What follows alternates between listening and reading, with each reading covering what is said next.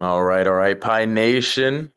This is G Money here in the room full of goats. Bill, who are we rocking with today? Goats, did you hear that? I did hear that. I'm the only one in here with a beard.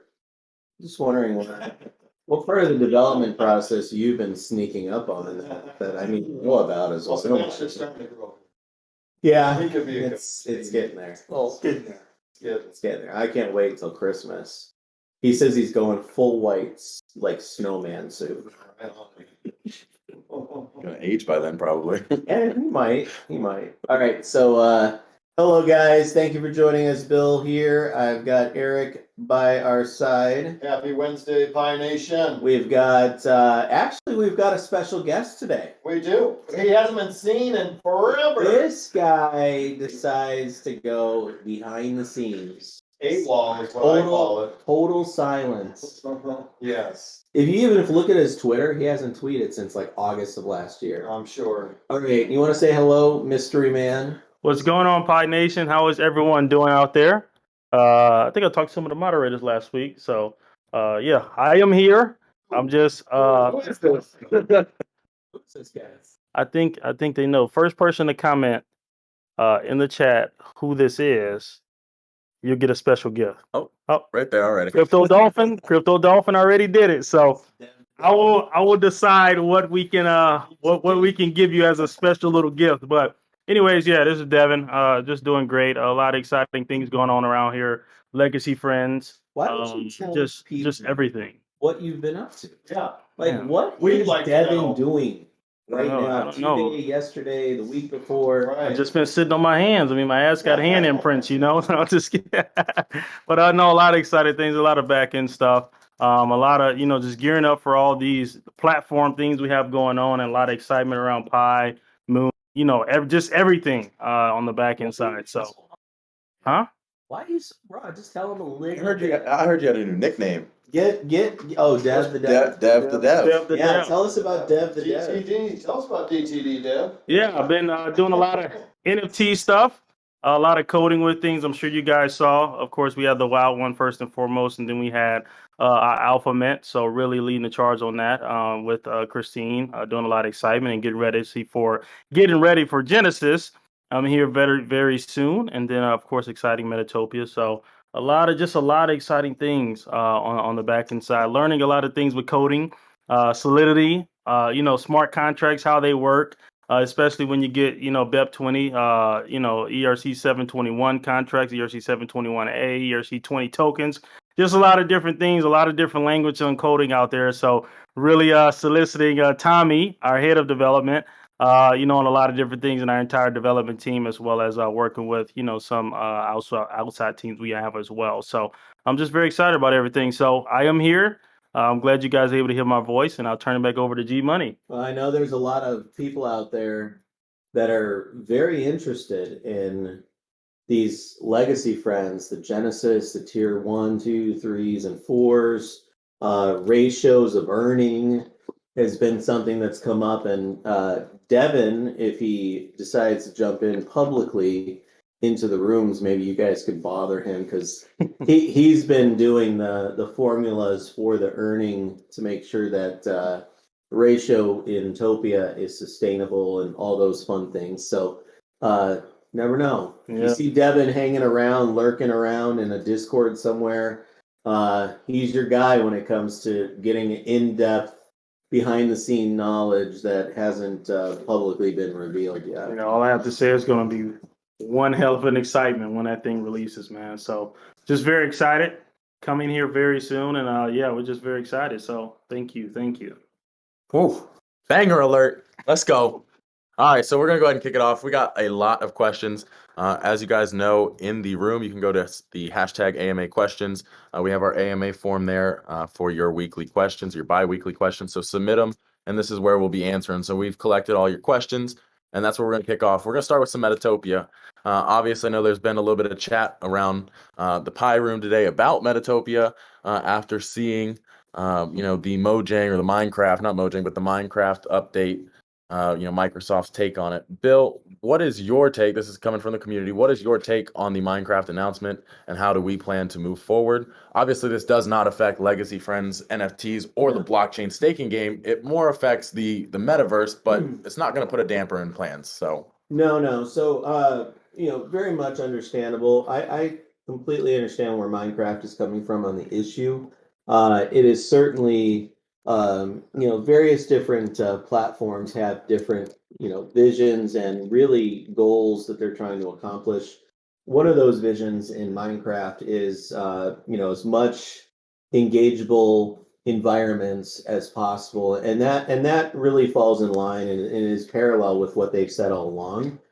So it's not come at any sort of surprise that this issue needed to be addressed at some point. Certainly, they are concerned that by gating a metaverse or a world that is accessible to a minimal amount of people versus the entire universe of Minecraft, somewhat can change the aesthetics and the feel and the user, how user friendly it can become and things like that. So I totally understand it and absolutely support it. DevTeamSix, we are 100% behind what they think, how they feel. So I just want to be very clear on this. The other issue that they kind of address and different different mediums that are out there is really talking about the usage of any IP assets of Minecraft, of which we don't do. We don't have any usage of any of their IP whatsoever. So we're not concerned for Metatopia at all.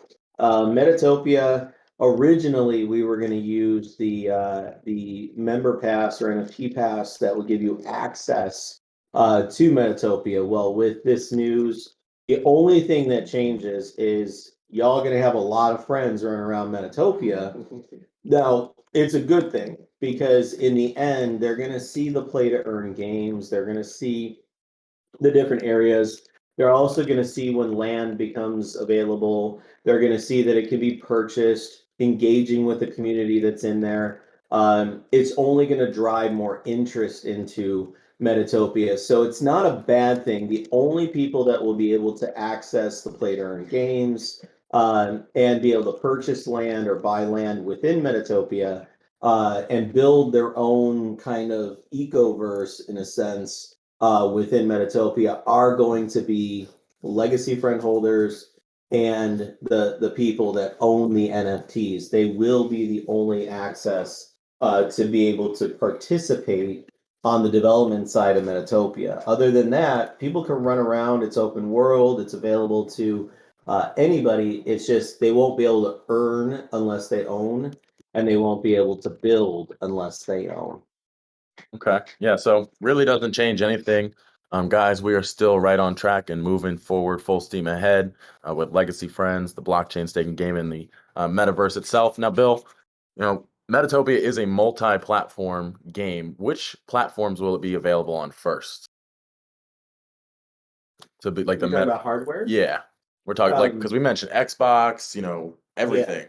It's going to be accessible through any platform, hardware, or system that has access to Minecraft. So if you can access Minecraft, you'll be able to access Metatopia. Okay. And how does the wallet connect work with that? Because on an Xbox, for example, do we have any idea how that process or what that looks like? Essentially, that we're in the process of finalizing some of those pieces, but essentially it's utilizing, there's the QRs, things like that. Yeah. From my understanding, and I've only seen it on one system this way, but essentially it pops a QR code that's essentially scanned, kind of like Wallet Connect does, where you can scan a QR and then it connects your MetaMask that way. There's ways that works with the gaming systems so that it does connect into a wallet and provides you access to utilize the assets in your wallet. Yeah, Okay. in the beginning, in order to play, it'll be available to play on your computer or your mobile device. So Gotcha. Okay. All right. Let's move a little bit further, then take it into Topia token. Want to verify from this community member, one, the supply. Is it a deflationary? Is it inflationary? What's the supply of Topia token, and is there an expected price for when it does launch? That's a great question. So a lot of the play to earn games have a total supply, or at least a stated total supply.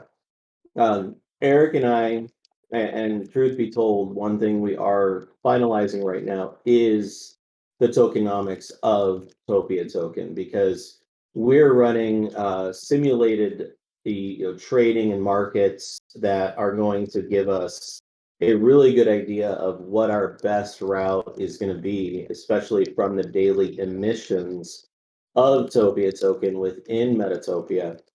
Our goal is really to account for multiple variables. We're kind of assuming those variables are going to fall very similarly in line with Cake Token, which is, in our opinion, one of the best, most based sustainabilities within and tokenomics for stake to earn. It's no different than a play to earn or the Metatopia concept, but essentially what we're wrapping up now is there a total supply? Most play to earns do. Some have 5 billion, some have 1 billion, some have 100,000. It just depends on the game and at what rate the emissions are going to be. Our emission rate is locked in for us right now because of our simulations of sorts. However, what we're trying to figure out is it's going to obviously inflate. Our goal is to burn.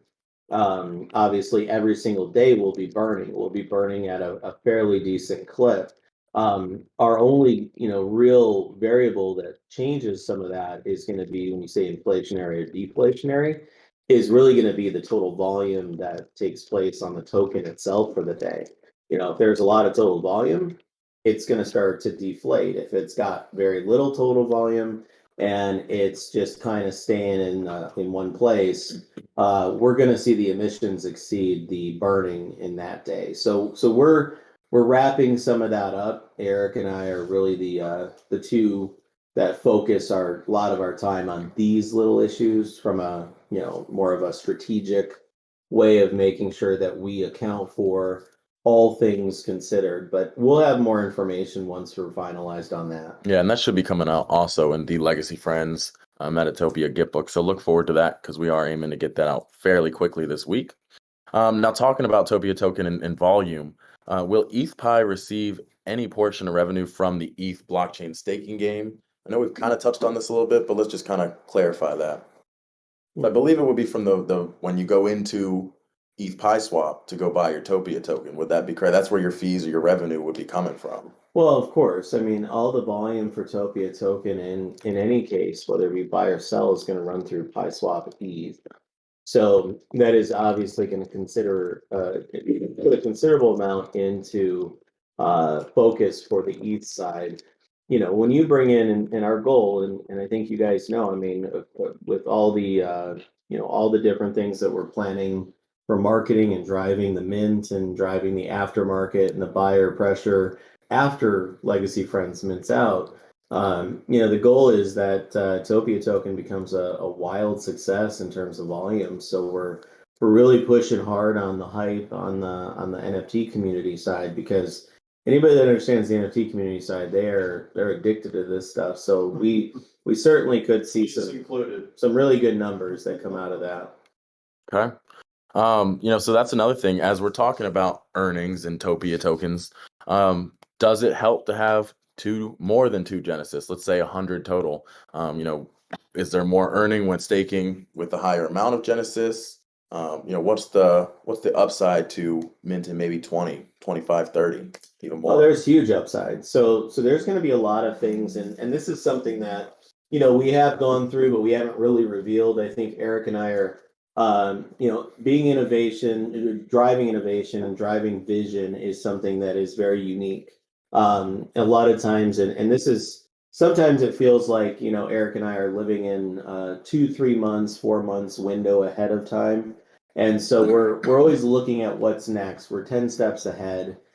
In this case, with Metatopia, for Genesis or so alphas are the holy grail. Like, they are the alphas will always be the Holy Grail. Now, there is going to be an opportunity in season 1 for people to earn the other Holy Grail, which there will only be 6 of.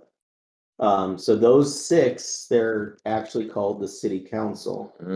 The 6, call them Holy Grail NFTs. There will be multiple ways that we will essentially make a path, as I could call it, to be able to earn one of those 6. It's not only just one way. We're going to make multiple ways to be able to earn those. Those 6 will essentially become team leaders within the city that will welcome new projects into the game. They'll be essentially able to host their own Discord server for their teams or for their communities. So it's going to kind of expand out the whole Metatopia concept. But it's going to be a lot of fun. And so a lot of what I guess you're asking with Genesis alphas, if alpha's the one that you absolutely no question need at least one. I'd recommend as many as you possibly get your hands on, just because I know how these games play out, the multipliers. Keep in mind, we will be selling relics and other things that go into the NFT marketplace that will be available. So earning as much Topia token on a daily is going to really provide somebody access to this stuff in an accelerated fashion, which again, everything is about how the speed of how fast you get there, right? So the faster you get there, the faster you level up in the game, the faster you mitigate your risk, the faster all these variables start to kind of be more controllable for the players in the game, which just accelerates the earning power within the game itself. So there's multiple reasons to have. I mean, I could tell you myself, I have no interest in just 2 Genesis. I want to get my hands on probably as many of those 45, 0.45 is going to be the discount on, minting 10 is 0.45 ETH. So you get 10 Genesis for 0.45 ETH. That's a huge, huge opportunity. And I know myself, I'll probably just keep going back to the well and mint what I can get my hands on, because I'm excited I'm hoping for as many tier 3s I get going, and hopefully the reveal is nice to me. It always is. It wasn't so nice. Always is to you. No, not in alpha. No, I had to go outsource on the secondary market my alpha that is the vintage. Me too. One. You did too, I know. Absolutely. But our goal, obviously, we know. Not Devin though. We know what the future with the game looks like. One advantage the community and legacy friends, the NFTs will have, the members in that group, the friends only group. One advantage they have is, if you watch what we're doing, that should tell you kind of, where we're going, because, we're personally investing money into this. We're personally buying on the open market. We're not just, minting and, doing it that way. I mean, if anybody wants to say, hey, these devs really are buying into their own stuff, you can see it right there in OpenSea. And that should, if that's an indicator as to the potential value is what we believe is going to happen here in the future, that should give you some more confidence as to what's happening here. Definitely. Okay. So I want to wrap up on Genesis with this. I know we've talked about a couple different ways that the wild ones will interact to get a Genesis around the time of minting. Can we clarify what the final verdict is on the birthday NFTs for a Genesis? Sure. I thought they're called wild bills. It's not your birthday. It's not your birthday yet. That's coming soon down the road. I'm totally kidding. So no, absolutely. So right now, one of the things that we're really kind of going through, and we hear this a lot, is, people really want advantages. They want opportunities, and Pi Wild One, was really a thank you. Like, what do they call that when you leave the birthday party? A party favor. A party favor. Yeah, it was like a party favor, right? And, the idea, and always the idea behind it, was for future value, right? And so in this case, it's going to be yielded as future value. We've gone through the concepts of how, based on the number of wallets. So and this is very clear to everybody. The wallets that hold the Pi wild ones, we've already actually done a snapshot of those, and we've taken it to verify who got the original wild ones. I'll talk to Eric. I don't know if we want to put a deadline on a second snapshot for wild ones or not, Eric. We'll talk about that. Yeah, we should discuss that a little deeper. So anybody that owns a wild one now, your wallet's already been snapshotted. If you are thinking about, hey, maybe I should buy one, the idea has always been obviously to be able to exchange those for the Genesis Mint. Now, the one thing that gets really tricky, and this is something that, in the NFT space, you want to always do everything very fair launch kind of feel, fair everything to everybody that's involved. Clearly, no one has control over the generative traits and the various different things that happen with these with the NFTs themselves as they're minted. So we want to make sure that we were able to make this fair and equitable for all parties. So what we've done is we've already whitelisted the wallets that currently hold the Pi wild ones. Eric and I will discuss if there's any extension to that, but as of now, that's where we're at. Going forward, when you're gonna get ready for Genesis Mint, we will you'll have a special link for Pi wild ones. It will only be shared in the Pi Discord. And I think, do we have a little room for that in Pi Discord? I don't recall. No. I know we have the Founder Pass ones, but we could always make like a little room just Full-time maybe paper for a room. week or two. So the ones that are interested in the process and put the link Wild in one. there. Yeah, we'll do a little Wild wild Bill room. the wild room. Mhm. Just no Paisano's not allowed. Oh, Paisano's definitely allowed. Paisano's not allowed because things would get a little out of control in there. But no, we certainly need to give you guys a link. Essentially, it's a DApp. And what you're going to be able to do is you're going to be able to burn. Now, I know we've previously discussed the idea of, 1 for 1, 2 for 2, 3 for 3. We've tossed around that. We've tossed around some suggestions from the community, a couple different things that we've gone through. The one thing that is become brutally obvious to us is to make it fair. Because one thing happened, we kind of experienced this in real time actually with another NFT project, which I will not mention, where you would actually go burn. You'd burn an NFT or 2 or 3 or a different trait type or something like that. And then they were supposed to be able to give you back, the actual NFT in exchange. And so it became a real, very, what do you call it? Manualized process. So what happened were those NFTs, because it's a separate DApp to burn the different project NFT than the same DApp that's used for minting.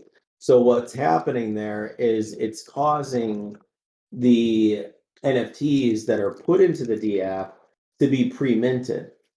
And in some cases, they're not just in the DApp. And if you manualize it, because let's say I go burn 1, 2, or 3, and then it literally just takes a snapshot of all the addresses and what they burn, and then we manually airdrop or we send them correctly based on that.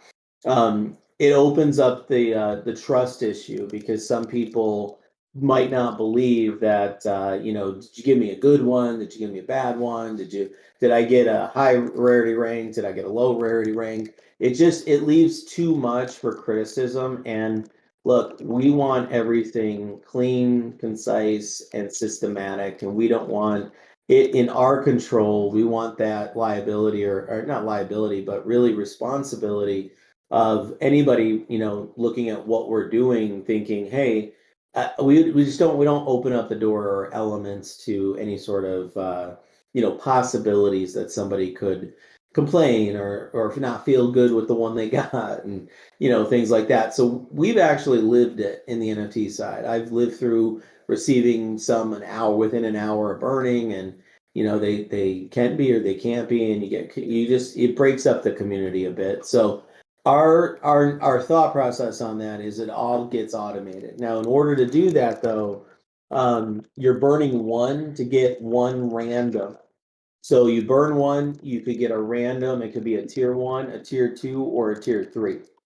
That's it. We're not going to do the 1 for 1, 2 for 2, 3 for 3. It's kind of a win-win. I mean, in a way, right? So you could end up burning one and getting a tier 3. Well, in the same sense, you could burn one and get a tier 2 or tier 1. Now, you're burning one, so what we previously said, 1 for 1, that's the minimum, right? The upside is on the holder, the potential holder. You guys get the win. It kind of limits the ability for us to kind of require more burning, I guess you could say, of the wild ones. But it feels right. It feels fair if it's generative and they're getting these based on real randomization of a smart contract, as opposed to here comes Devin, he's airdropping 4 or 5 more, and everyone finds out that Mark is the wallet and Devin knows it by heart, from being a mod, and now he's all mad because Devin sent him every ranking that's like 9,628. Sorry, Mark. I don't even want to open that door. It's not worth it. It's not something that we've ever believed in. So as we talked through a lot of the development side, since we originally had anticipated doing 1 for 1, 2 for 2, for 3 for 3, we just made it simple. One, burn one, get one of any 3. And I think that is something that is even more exciting for you guys, as anyone who's holding a Pi Wild one. It's even more advantageous for you. So all we did was upgrade you and give you a level up. I like it. I like it a lot. All right, let's move on. Next thing, I'm gonna call on Devin a little bit here. So question from the community: what centralized exchanges and decentralized exchanges have we kind of not abandoned but left because they're not providing value to the Pi project? Which ones have we migrated with and that are currently still having Pi in their centralized exchange or a DEX as well? Yeah, so one thing Bill, Eric, and I are currently kind of going through right now is with these exchanges is really with experience. I mean, we've been from bit to ProBit, Whitebit, who was it, P2P, B2B, DG Finance, just a bunch of different exchanges. Yeah, but just a bunch of different exchanges, really kind of dialing in on which exchanges really benefit for token holders. No matter where they're located, of course, you always want to be able to have international. Of course, we are based in the U.S., so Bitmart is one of the, if not the biggest exchange here in the U.S. So really evaluating that and going down the lines of where it's best to allocate those funds and those resources for exchange. Because, of course, when you're launching a new project, a lot of exchanges will pick you up. You'll get an L Bank, you'll get an MEXC, you'll get, what is it? Another one is BKEX or something like that. So you'll get a bunch of exchanges that just pick you up. But once you're an established project, there are integration fees, those kind of things with these exchanges. Fortunately, I do have a lot of exchange contacts. So that's the great thing. So we're really going down the lines right now of, which is going to be our best foot forward here in our current, stage of where we're at with our tokens. Of course, right now our tokens do have those tokenomics. So really making sure that, we can add value to all of our holders, no matter where they're currently holding their tokens. So, if you are on any exchange withdrawals, you're able to withdraw and come over, into MetaMask or Trust Wallet, whatever you're going to house those tokens and stake them on PiSwap, etc. Just know, of course, when you are in an exchange, you cannot stake on those exchanges yet. Once again, that is part of the conversation that I'll go down, seeing what opportunities are there as far as reward systems for those centralized exchanges. So it's a really extensive long roadmap for where we're going to go here currently and in the future as well. But that's something we're really dialing in and we'll finalize here very soon. Okay. So the other piece on the sex side is essentially Centralized exchange. I got a bunch of kids in the room with me. No. What's funny is every time I say that, It's a good. I always put it in a context that somebody takes it out of context. Uh-huh. And I have this uncanny ability, and I don't do it purposely. It's not by intent. Sure. But when we talk about sex, right? It essentially we're talking about two things here. One is pie. We're talking about apple. We're talking about cherry, and we're talking about peach. We're also talking about Topia token. So one thing that we're really driving the bus on and have started driving the bus on with our contacts at the centralized exchanges is not just wrapping up the pie side.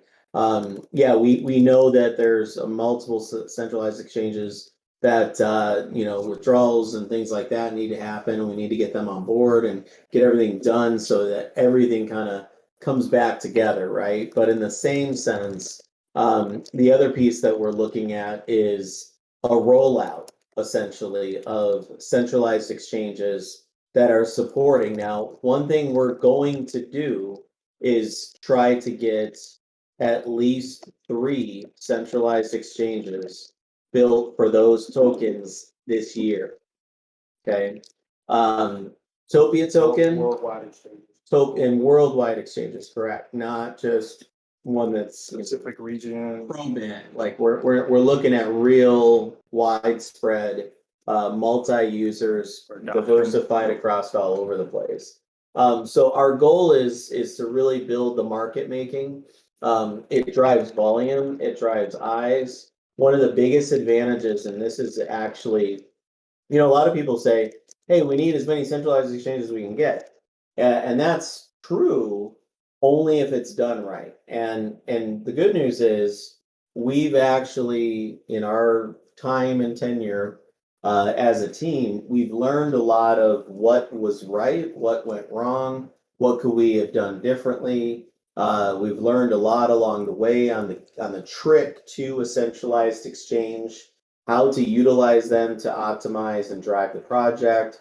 And we're very, very confident now that we're where we're at, because the market making really does matter. It is one of the most critical aspects to the success of utilizing a centralized exchange. Just being there, having a side part-time market maker that's kind of playing around, doing their thing, that's one thing.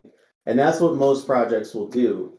There are some very high level, very well-known market makers that have taken projects from absolutely nothing, barely running on the LP on Pancake Swap or Uniswap, and these market makers brought them. They managed across multiple centralized exchanges, and they drove the project.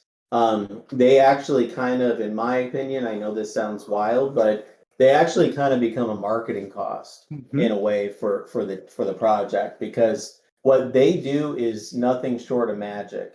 It truly drives a whole different element into the project. And a lot of people say, well, what is he talking about? Why does it matter? It's volume.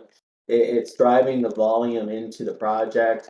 Getting the volume higher, driving the volume higher is going to be advantageous for a lot of reasons. Some of the biggest reasons are going to be CoinGecko, CoinMarketCap, all the coins lists, all the DEX tools trendings, and all these different things that are out there.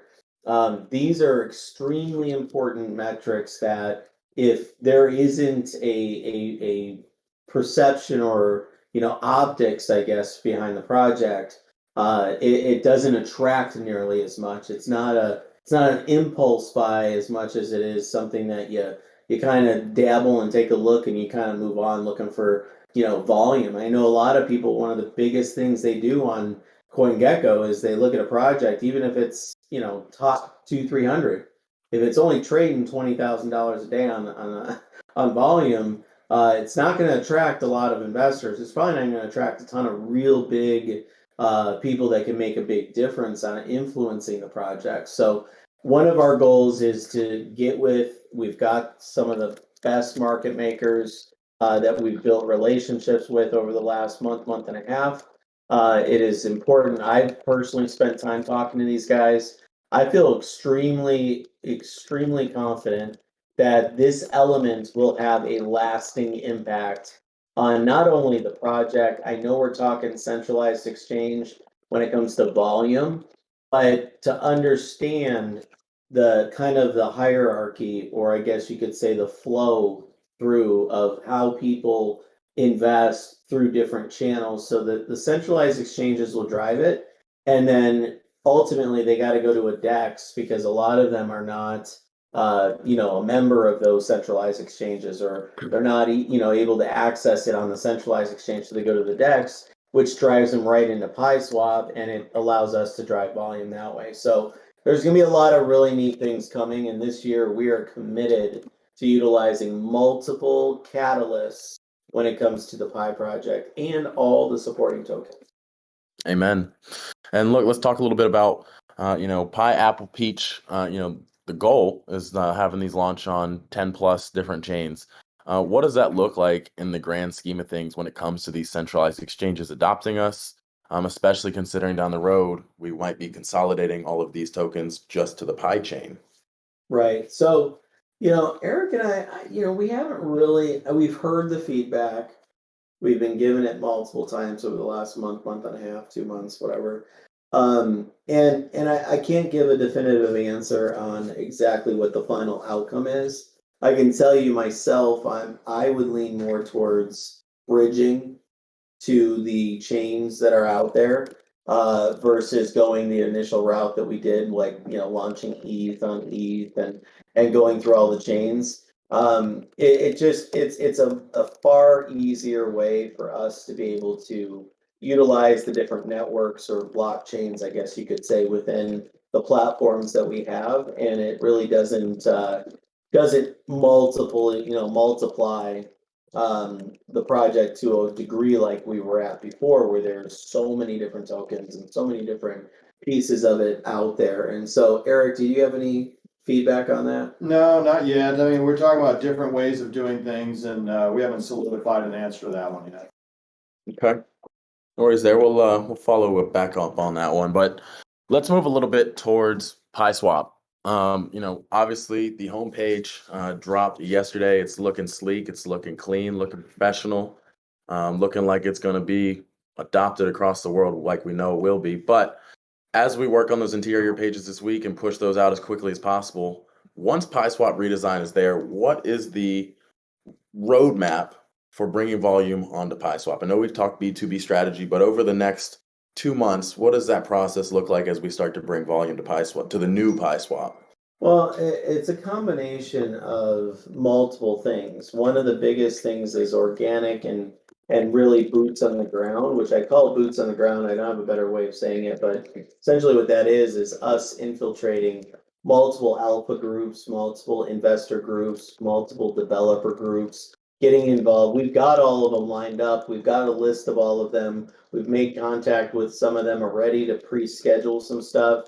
Tentatively, obviously, because we got to get everything out first. And Eric keeps telling me kind of a time frame, which is fairly quick, but I just want to make sure everything's out first. And then what we do is we start running and gunning by getting the story out there, telling our story, driving them into the new look, the new feel, the documentation, the road, the how-tos, everything that's going to be in the platforms. The pi.net is going to look absolutely amazing. I get so excited about pi.net, just from all of our development conversations and scopings, and how we're really going to take that to a whole level that's really supportive of what the future looks like here. I mean, PiChain, if we're going to go there down the road, we might as well be there now, right? So we're going to essentially establish ourselves so that the PiChain is naturally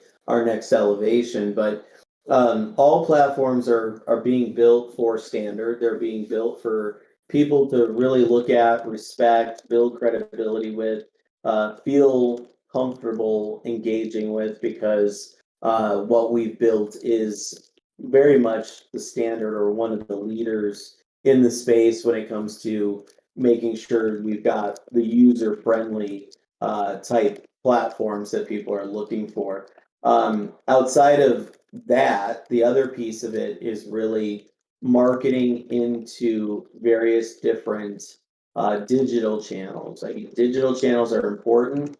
Getting the word out there. So one of the things that is important on this part of the strategy is the key phrases, right? The taglines. What is the taglines? What is going to get the C, the consumer, or in this case, investor, the C part of the B2C? What's going to get the C to actually pay attention in these channels? There's thousands of these channels. We're going to go through the primary ones, the top 4, 5, 6 primaries we use, and we have used for past project marketing. That has been wildly successful. But doing it correctly with the right taglines that get the right attention, that drive people in to ask questions and drive interest on the investor side, is important for the investment in Pi, because people will naturally want to look at the project. It's exciting. There's no contract selling. There's, all these advantages and benefits that can be made. But inherently, those people most likely are part of other communities. So we're relying on them, once they get to our side, to be able to tell our story as well. So that's another piece of what we'll be doing. I'll be doing influencer interviews on YouTube. My goal there is to at least do 10 within the first 2.5 months. I just want to make sure people understand those interviews do not take place in a matter of, days, or, to do 10 in a week or 2 or 3 or 4 is going to be very challenging. I think 2.5 months is about what we're looking at.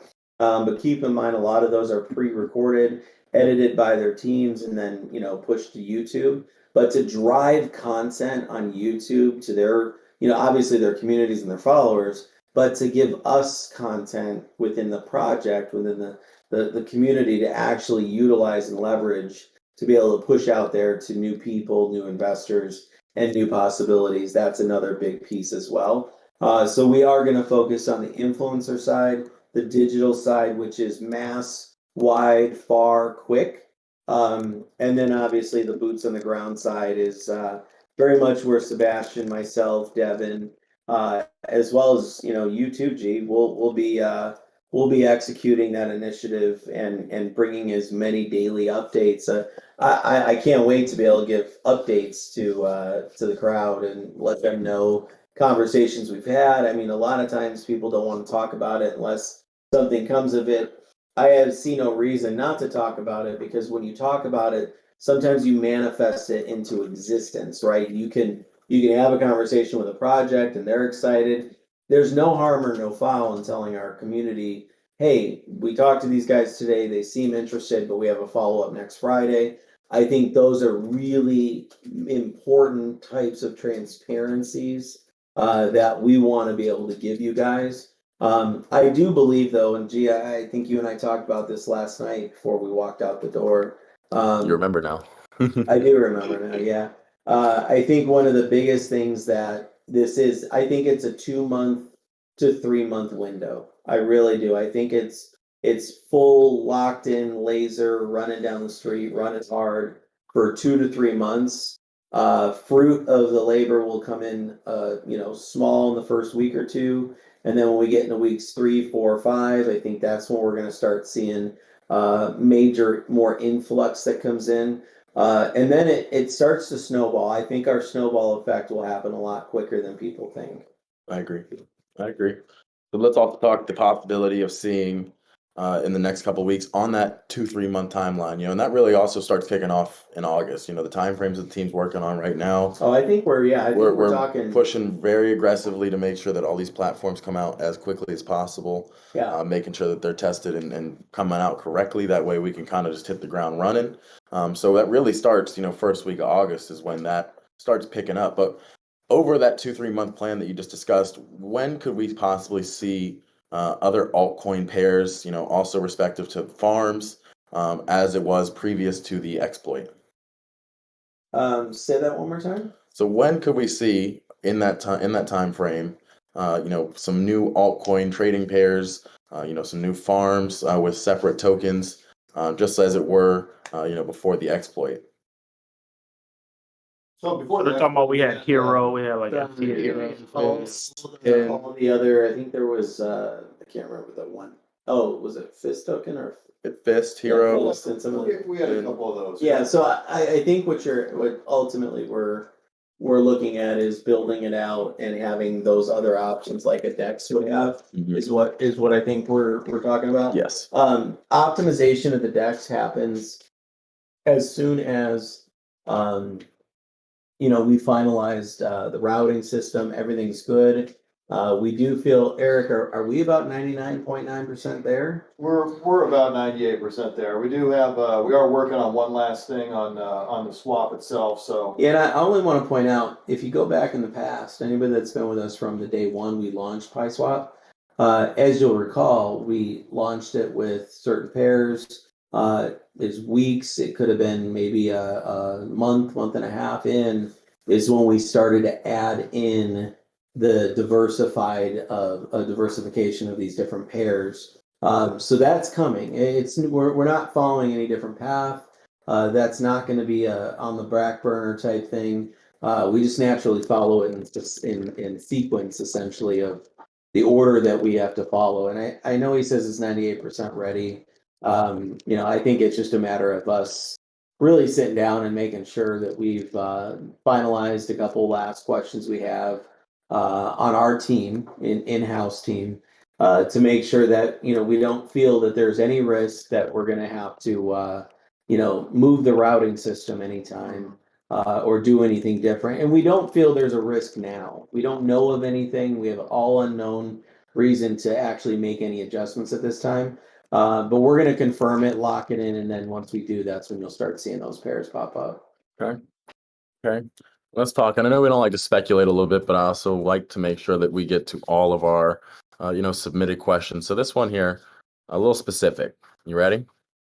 So if you're a holder of the new Pi with 100,000 tokens, the supply, when do you truly think, and I know we don't like to give these guesses, but best guess that you could see a daily return of $500 from all utility and benefits?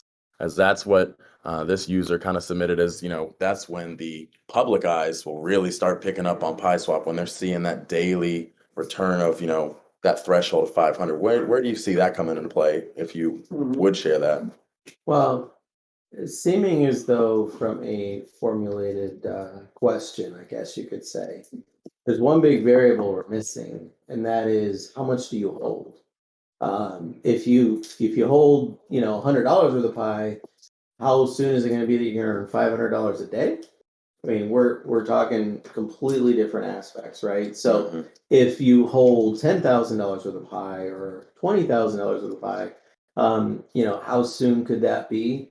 One thing in speculation is to speculate. Well, you can do the math and see what it'll take in daily volume. Yeah, you could essentially. That's a good point, Eric. We could always throw a calculator. I think there is a calculator already. Sure there is. But maybe not with the new 8% reflection. That might not be in the calculator. But we certainly could maybe the mods or somebody could throw something together to give you a way to kind of calculate that. When do I think that's possible? It really just depends on how much you hold. If you're holding 500 million or 500,000 or 200,000 or 300,000 Pi, that's just a whole different question to answer. So I wouldn't be in my best interest or anybody's best interest to really speculate. The best thing I would recommend, or best way I would see it, is just the one thing you can count on is progress, right? So as you see progress happening, you see volume starting to come in, you see people continuously getting excited, the words getting out, more social content being posted and tagged, and the Twitter ecosystem is really starting to, hashtags are starting to be posted more per day. Those are going to be your indicators as to when we're going to start seeing a ramp up, and it's going to be a ramp up across multiple reasons. One's the price of pi, 2 is going to be the volume on pi swap, and 3 obviously is going to be the feeder into Pi Lab and the success of pre-sale tokens that will be yielded to people that are obviously Pi holders. So kind of like a 3-step piece that's going to happen over the next few months. Now that we've merged, post-merge, will the future chain allocations, obviously the legacy side here, will the future chain allocations, will the percentages for those stay the same for Pi, Apple, and Peach?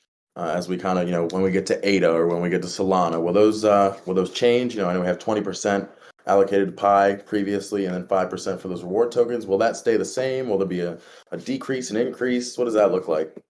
Well, I mean, really the first question that has to be answered is, are we bridging or are we issuing? If we're issuing on a new chain, then those most likely none of that's going to change. Those utilities were stated before, and so, for example, any utility that was available to a tier 1 or top level reward token, they'll merge into the one Apple, and then the same will happen with Peach, and then obviously the same for Cherry. So the Cherries will stand alone, so you still need to own Cherry if you want your total tier 2 or level 2 reward to kind of play out. But no, I mean, if we go down that road and that's the direction we end up, there will not be an adjustment of sorts to the allocations. Okay. But I think we just need, as a community, we need to decide what is going to be the most, more beneficial piece to. Are we expanding chains and issuing, or are we expanding exchange chains, and we're expanding and bridging? Which is the direction we end up going? Eric, do you have any thoughts on that you want to mention, or you just? No, I mean, you hit the nail right on the head there. We have to make that initial conclusion first, whether we are expanding on a different chains and issuing tokens, or whether we're going to do the bridge and just flow tokens from one to the other. So once we tackle that question and answer, then we'll be able to answer that better. Okay. But if we issue, we're going to stick with the same as what we've always preached. Okay. All right. Well, while we're on the topic of Cherry, what are the use cases for ETH Cherry, and will there be a potential for BSC and ETH Cherries to be bridged?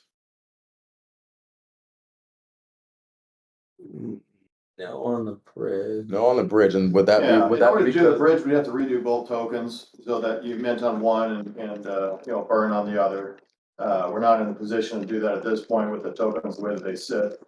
So. Well, and with the chain coming in, we really don't need to switch that up for any reason. Right. No. And I think a lot of things too is we want to always memorialize kind of what the game field looked like before and kind of keep that intact. And always as much as possible, because a lot of people make decisions based on what they have known as what's been stated, and we always want to stay true to what we say. If we start throwing in the ability to bridge from ETH over back to BSC, a whole bunch of people will do that, to try to get availability of the chain. So I don't know how fair that would be to anybody that's already worked really hard to kind of build up a nest egg for the chain. So we just gotta always be careful. I don't see that being a thing now. Okay. And when we're talking Cherry as well on the topic, will 200 Cherries still be required to own a pie shop in the Metatopia game? Yeah, so originally we had that incorporated in there with the merge and everything that we did once we did the transition of sorts from all the different pieces. Some of those pieces have been adjusted mainly right now for the conclusion of now it's Apple only, and there's not the other three. Now it's Peach versus Cherry.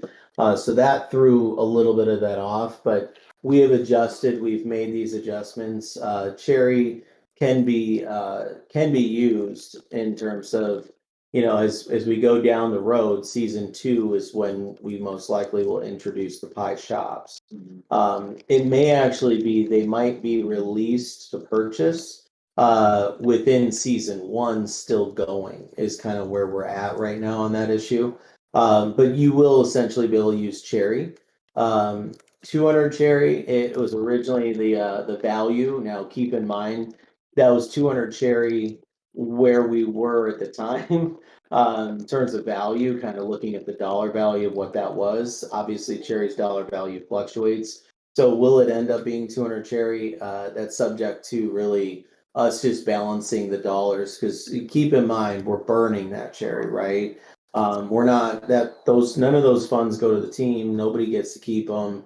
It's total burn and gone and totally deflationary for, the sake of the other holders that are diamond handing it or whatever you want to call it. So yeah, it's still in the cards. We just slightly had to change some things around with Peach being introduced now, and so we're looking to bridge all three, meaning that you can use all three by taking some Cherry and exchanging it for Topia token.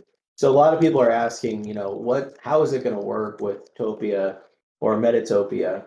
And so what we planned to do originally was actually use Cherry and that type of thing in the game.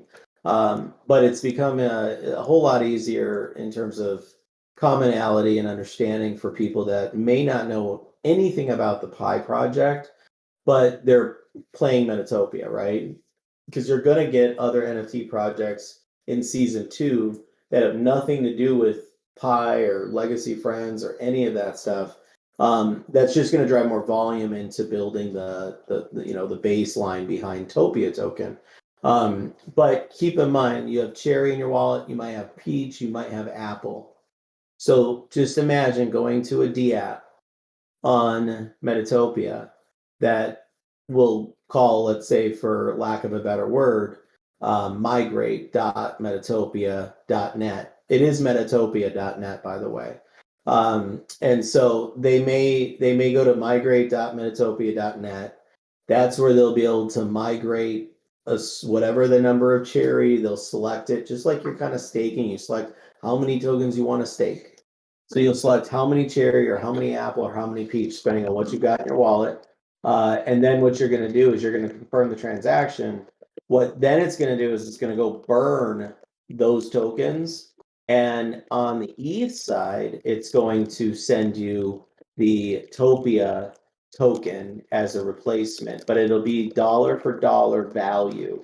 So just to be clear, it's not one Cherry equals one Topia token. It's not one Apple equals one Topia token. It's going to be dollar for dollar conversion. $100 worth of Cherry will get you $100 worth of token. Exactly. So this will be built very well. It's very equitable. You'll be, some people will have strategies as to when they want to convert, because Topia token might blow up 40% for a day, and you're really upset that you didn't convert your Apple or your Peach. Now Peach might blow up and Topia token hasn't moved and it's only up, 4% or 1%. And you're like, shoot, it's time to swap some Peach for some, for some Topia tokens. So it's just going to be one of those things where, it's more strategy that goes into when and how and when you do it. But those Topia tokens will then be used to purchase the Pi shops, the land sale for land in Metatopia is going to take place either end of season 1 or between season 1 and season 2.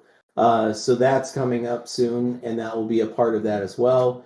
And we will always use Topia token, but you'll be able to convert the current reward tokens into Topia token. Okay.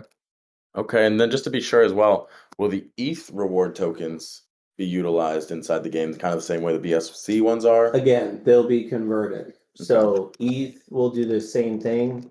You'll just change the network on your wallet on the same website, probably, migrate.metatopia.net. So if you're doing BSC, you're on the BSC chain. If you're doing ETH ETH Cherry or ETH, things like that, you will be able to, convert as well.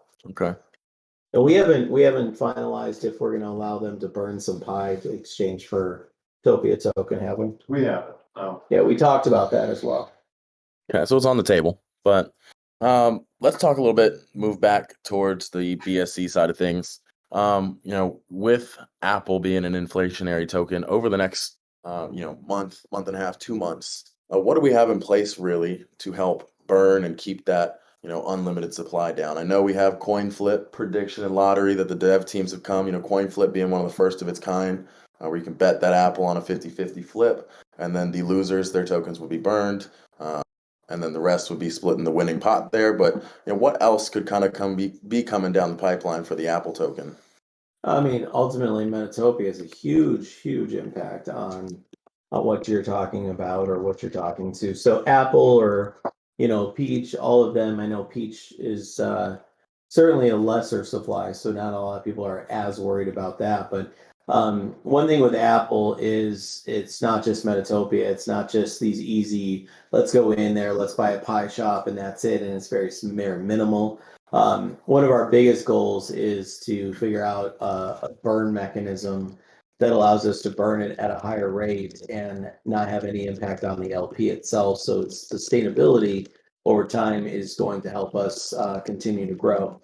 So we're going to open up opportunities within the gaming side for the blockchain staking game. Apple will potentially have a gigantic opportunity more towards October of this year, I would say, is when we'll be ready for it. And it's going to be only Apple, but you must burn it in exchange for something. And we'll get into that later. Okay. I don't want to give too much because I want to make sure we're confirmed first. Yeah, and then just also kind of follow up because Tommy jumped into our voice chat yesterday, and if you missed it, you missed a really great time. A lot of the team got to jump into the voice chat, myself and Tommy included.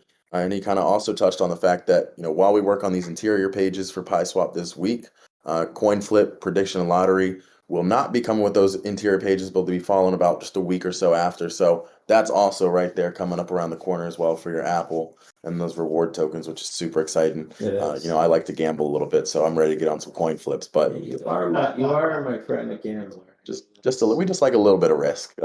But let's also, this was a great question. I thought, I would love to see more type of questions like this from the community. But this user submitted, where does the pie come from in the peach to pie and the cherry to pie pools, and how is it made to be sustainable?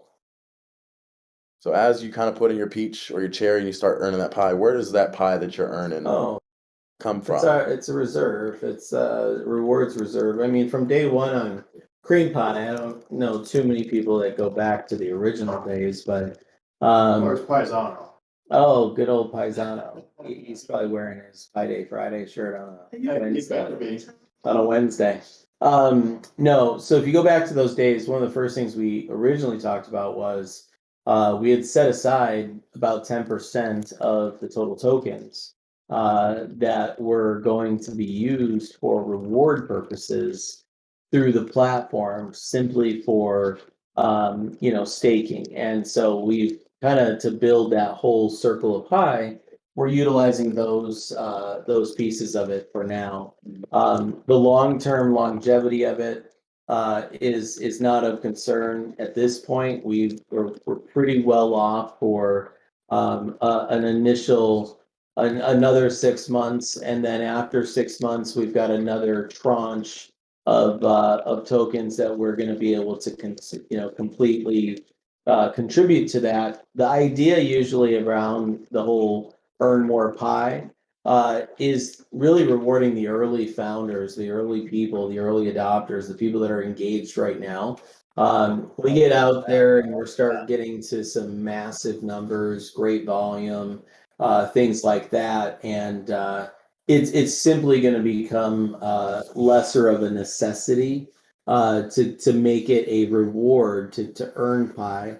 But that will obviously, our goal would always be to replace it down the road. And there may come a time where, earning pie isn't what we want to do. It may be something we want to replace it with something, even more, advantageous for them that fits in the ecosystem or the platform cycle of things and gives us an opportunity to continue to drive the circle of pie.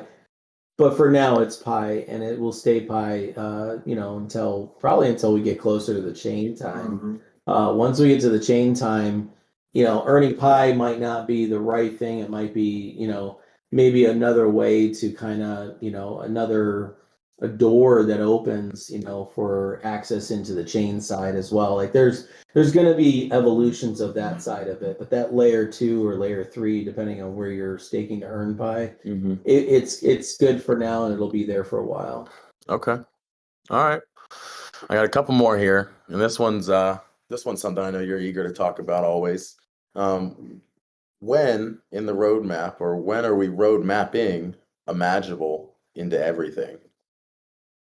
Oh Lord. That is actually a really good question. It's a great question. No, it is. It's a great question.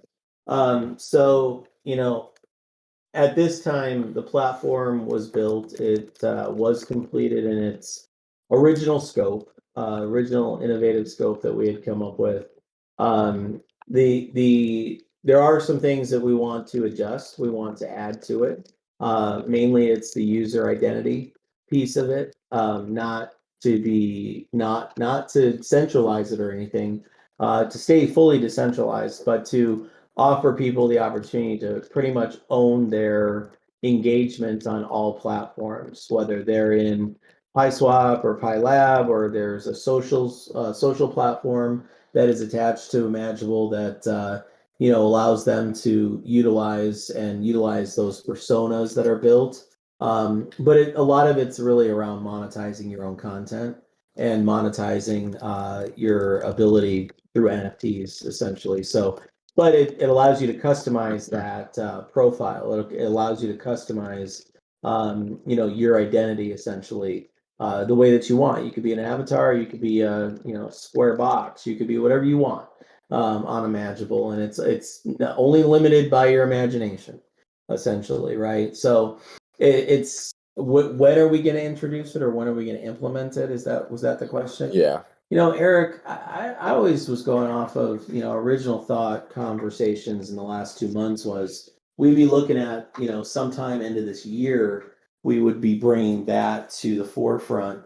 But again, that's once we've got everything's out within the next few weeks, done. We're marketing, we're driving volume, we're doing all the things that we've discussed around the big win for us right now and the catalyst that's in front of us, right? And then after we've gone down that 2.5 month window, I remember telling you I at least wanted 2.5 months before we introduce anything, because it's important that we get amazingly good at something and we do it 100% all in. So the goal is to stay laser focused on the big win and build the foundation below the project, and then start to introduce concepts of the other pieces of the platform and ecosystem, right? Yeah. For sure. Okay. I'm wrapping it up here. I got a couple more. Eric, I know this one's a little bit more specific towards your side of things, but one of these users, they noticed in the past week that the farm APRs had, a drop, and they were a little bit lower than some of the staking pools. I know Tommy touched on this yesterday in the voice chat itself, but while we have more people here and everybody kind of listen, we'll go ahead and just have you address that and kind of the reasoning behind it. Sure. I mean, so, APRs, whether it's farms, whether it's pools, they're based on multiple facets. They're based on how many people are staked. They're based on, the price of the token. And as more people stake, the APRs are going to come down. As the token price goes down or goes up, the APRs are going to fluctuate.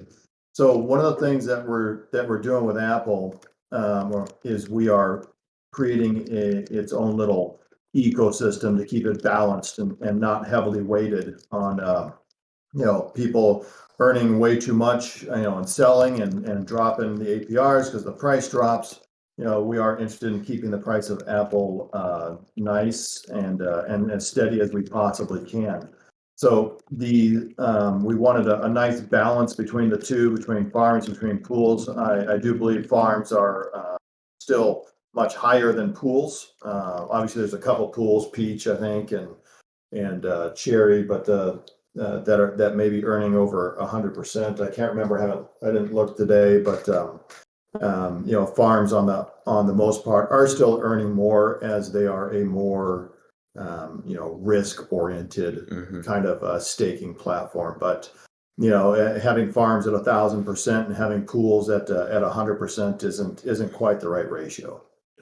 Definitely, and it's all about that balancing act for sure. So, Mhm. now that we have Sebastian in the room as well, we'll kick it back over to Bill, but we can kind of tag in some Seabass here. Well, let's talk a little bit about PyLab. We've got most of the newest features out there. This user wanted to know, what are these new features? What do they really do? And what value do they provide to the platform? Yeah, well, one of the biggest features that we're super excited that we're about to get launched is the token creator feature. Because PyLab is supposed to be as self-serve as it can be for any project developer who wants to be able to create a token, manage their pre-sale, just handle the entire launch process from A to Z. We want to make it as easy as possible for people to do that. One of the ways that you can do that is with the token control panel. It's like a select all. You select whatever features you want in your token. It creates that token that gets launched onto the PyLab platform. And one of the really cool features that we have is the auto buyback, where it actually takes that buyback in the native token. Not a lot of custom token create features have that. And it gets to utilize the Swap 2.0 benefit, which is amazing. So I know we have a couple more features as well that we've been releasing. That's one that we're super excited about. I know we got some of the anti-bot, anti-whale, anti-sniping tools in there that just got pushed as well. But exciting stuff coming for the PyLab platform. Not sure if Bill has any more features that he wants to share on top of that. No, and just to elaborate on, self-serve concept is extremely important. I know a lot of developers, they get in there and, even the existing ones that are out there, DXSale and some of the Unicrypts and Pink Sale and things like that. A lot of them, there is no real engagement with the team or engagement with anyone for that matter. A lot of those are fully decentralized. There is no real support per se that's going to assist them. So they have to have a self-serve, and that's really falling in line with what their people are used to, essentially. So having those pieces out there is going to be the first catalyst for us to, from our efforts and the things that we're doing, is going to leave the door open 24 hours a day, 7 days a week for any project essentially could get launched at any time, depending on them just utilizing the tools that are there, and it really opens the door to all developers and people that are innovators versus it just being some very well known, in terms of knowing solidity and being able to launch a 2.0 token that they deploy on their own. This kind of eliminates that element, gives them the ability to kind of customize what they want for it, tokenomics for it, both supply, and be able to deploy right there on the website on PyLab, which is originally why it's a lab. It's a lab because it's able to really accommodate and accelerate a lot of those pieces that need to be used in order to build a project. Yeah, and also with each of these tokens for the self-serve process, each of those token configurations are all pre-audited. From our side, we will be working with a couple of auditing firms for people that want to get their own audits for their personalized, contract address. But each of these token configurations are they're already audited. Another thing that I know that we're working on is the documentation for those people that don't want to point and click and build a canned token, so that they can integrate the necessary components to work with Swap 2.0. So we are finalizing that documentation as well, and we'll push everything out. Yeah, and besides that documentation, we do have, our devs in office working with Sebastian and the project acquisition team to start working with those projects already, kind of start, guiding them through the process of getting their contracts, I'm blanking on the word, but suitable to be launched in the Swap. Yeah, compatible. There's the word for the Swap 2.0 ecosystem. So, obviously that documentation will be a huge help when we talk about being able to self-service, 24 hours a day. That info will be on the Git book for PyLab. That'll be out there, probably even on the site as well. But that way, there's no need for anybody to have to go through Tommy or one of our other devs to start working on their contracts for Swap 2.0. So that'll be a huge win as well for the ecosystem. And I want to wrap it up here for PyLab. you know, with the new redesign, what is the plan for launching these new projects? And how will we be enticing these new projects? I know we talk a lot about B2B, but what's the enticement? What's the draw factor? Well, there's a lot of them. I mean, obviously, the first one is 2.0 token technology to be able to host and have a healthy token project with tokenomics. That's obviously the first massive advantage to anybody that is looking to either launch a project or has an existing project and wants to, be able to participate in that as well. The second big one is we have a lot of incentives. One of the biggest incentives is being able to stake their project tokens in our ecosystem within PiSwap. Very similar to what PancakeSwap did, being able to utilize these pools and give people the ability to earn.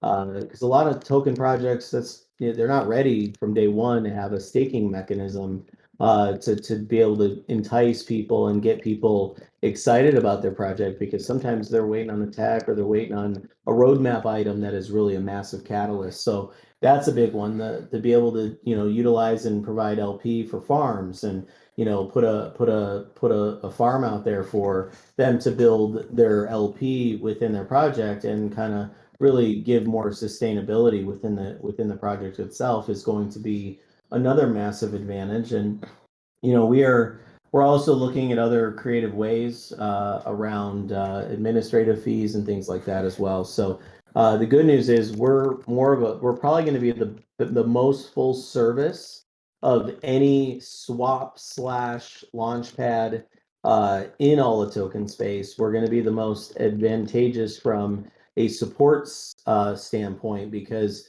like I said before, you could go weeks. You could ask DX Sales something today and not hear from them for You're not gonna hear weeks. from them at all. You may never hear from them. Same thing with Unicrypt and same thing with Pink Sale. I mean, they're great. They built something, they've done something, but in the end, the level of support is not world class. They're not interested in really the success of the people that are engaging I call them businesses. Essentially, they're developers and projects, but they're not really that concerned about their success. They're concerned about having their project ready so that they can get it launched, and then the rest after that is really strictly up to the project to figure out.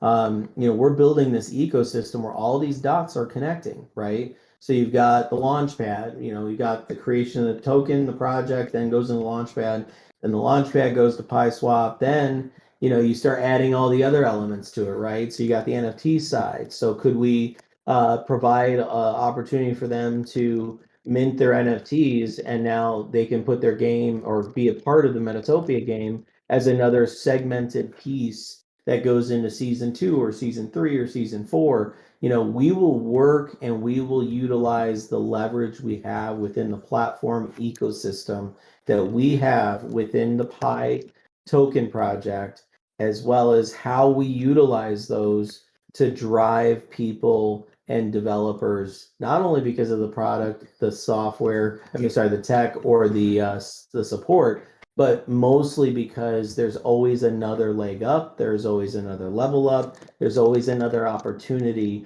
because we care about the long-term success of exactly how these projects play out, because proof of concept is even more critical than the technology itself. So if we have proof of concept, the health of projects matters, the communities and really the culture around those projects matters, and people start to really realize this energy that it starts to create around what Pi is all about.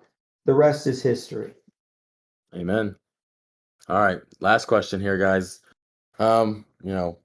No question's a bad question. I think I know the answer, but I like to just kind of share it out there with the team while we're sitting here with the community. But is there ever a chance that we could see the wild ones being exchanged for any, founder passes anywhere? Ooh. He's got a look on his face. Hmm. Got a good look on his face. I like it. Okay. Yeah, I like it. So yeah, there's a possibility then that maybe down the road those birthday wild ones could possibly get you a founder pass. No guarantee, but definitely. Now, would it be a founder pass of your choice? Or I think we ran. I think we ran. Oh, it's a good thought. I don't know. We'll have to. We're pi now. Huh? We're pi now. Yeah, I think we'd give out Pi Founder Pass Okay. Okay. because they're all of equal same benefit now. They're all gonna get the same benefit. Amen. Okay.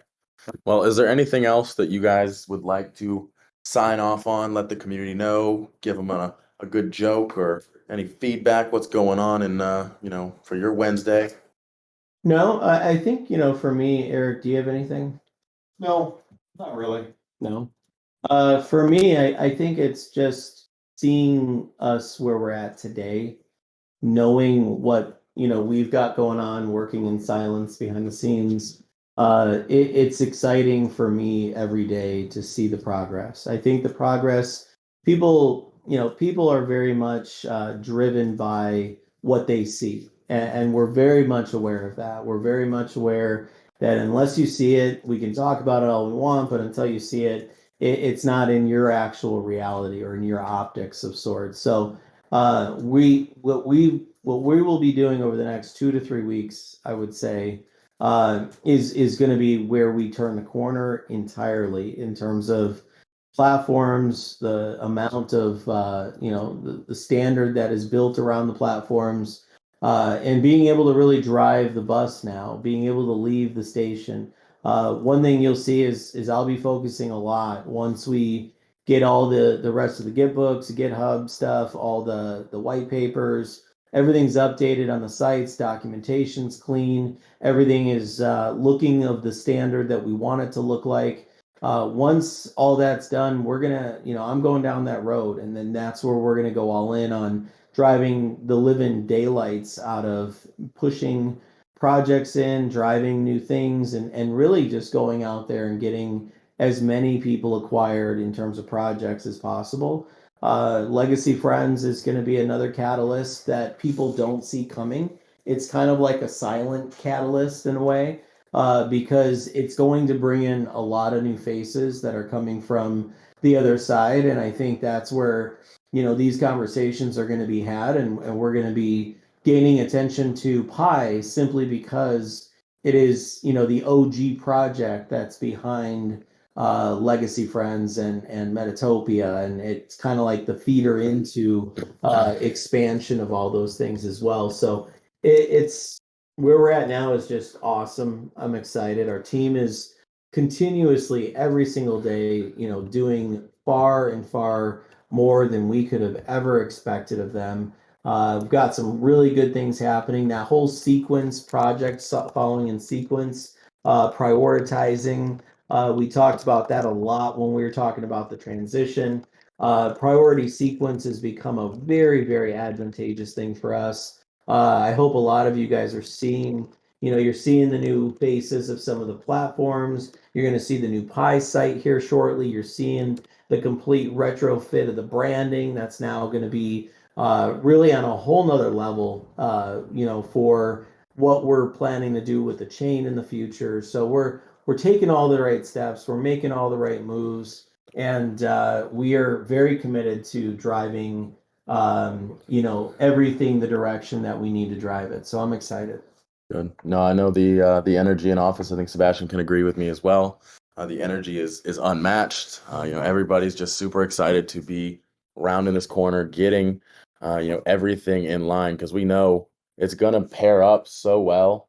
And then full trust in Bill here to really get on the road, and man, I'll be there with him by his side. We'll all be there by his side, but we're gonna take it to that next new level. We have a proven track record, right? And one of the proven track record pieces of us that's very difficult for too many to argue with us on is our ability to get out there in the communities. And I'm not talking about our community, I'm talking about far and wide, investor communities, developer communities, et cetera, et cetera. Our ability to do that has shown and proven success. Moonforce is a great example. Some of these other things that we've done in our past is another great example. We have the skill set. We have all the pieces of the puzzle. And it's like I always say all the time, I'm like, hey, if I got to figure out how to scale the corner pizza shop to hit world record numbers, we'll do it. because it's the same application over and over again that is applicable across all different types of chains, all different types of mediums, of types of what we're trying to accomplish. So the results are attainable, and it's not that it's plug and play, but we've proven that regardless of what it is that we are out there trying to gain attention, trying to drive new interest, and trying to market to people, we have a very good proven track record. So if anyone just takes the time to kind of breathe and let that all sink in for a minute and realize what we have in front of us is kind of like a 747 sitting on a runway, right? Maybe it's a Concorde jet. I don't know. It just depends on how fast. It just depends on how fast we get the initial roll up. But once the roll up goes, I mean, there might not be anybody that can stop it, because when it's decentralized, it's accessible, right? It's accessible. There is no, we can't pick and choose the projects we like at that point.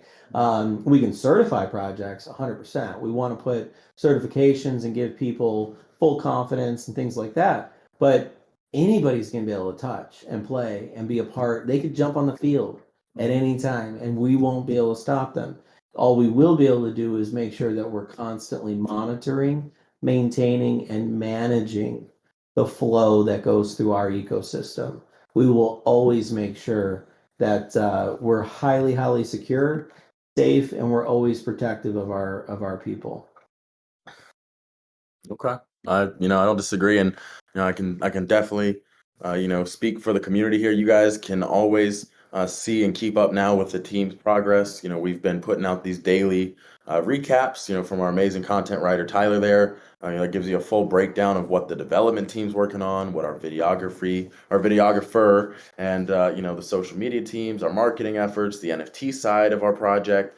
All of it, and not even just the daily recaps, better yet, you're also getting, these weekly goal reports. So when we come in after a weekend, we're sitting down and letting you know, hey, this is what we're focused on and this is what we're aiming to achieve. And then at the end of the week, even better yet, we do it better and let you know, hey, this is what we got done this week as a whole. And, this is what we're looking forward to next week. So, guys, continue to read up, check the announcement posts for these daily recaps and updates from the team. We want to be keeping you on the journey with us as we continue to build out and grow. And I just want to thank every single person in Pi Nation for attending today, submitting your questions. Don't forget, these are bi-weekly, so we'll see you 2 weeks from today, but you can go into the AMA questions room, and leave your questions for the next one. Of course, you can do that anytime through the next 2 weeks. But again, thank you all so much, and we'll catch you next time.